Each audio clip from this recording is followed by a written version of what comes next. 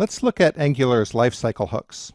These are hooks for the component, which are triggers that fire off at certain points in the life of the component. So we've already seen this hook, ng after view init, and it fires off after the view is initialized. We saw that we can access our view children here.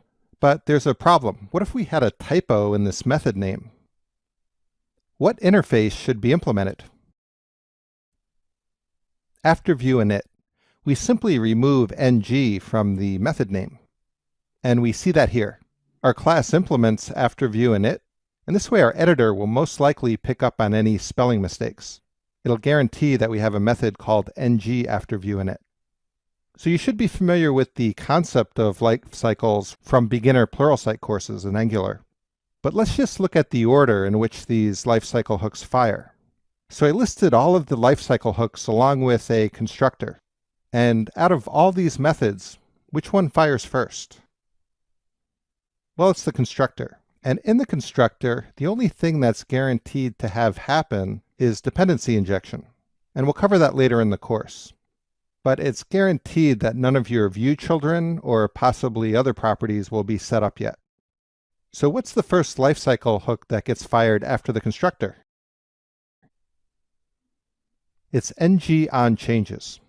Anytime an input property changes, this lifecycle hook gets called. And what gets called next? It's ng on init. This is where we know that the input properties have been initialized. What's called next? ng do check.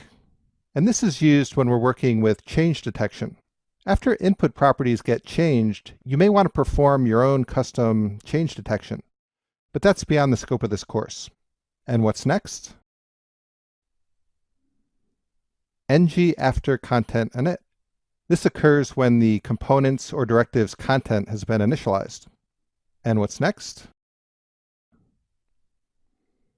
ng after content checked. So at this point, the content's been initialized and it's been checked out, and we're being notified that the checking is complete. And the next one? ng after view init. This fires off when the component's view has been initialized. And the next one? ng after view checked. Every time a component's view gets checked, this hook gets called. And of course, the last one is ng on destroy. And this gets called right before the instance gets destroyed. And you can free up any resources you have. So those are the lifecycle hooks, and that's the general order they get called in. And that's all we have for this module. Let's wrap it up with the summary.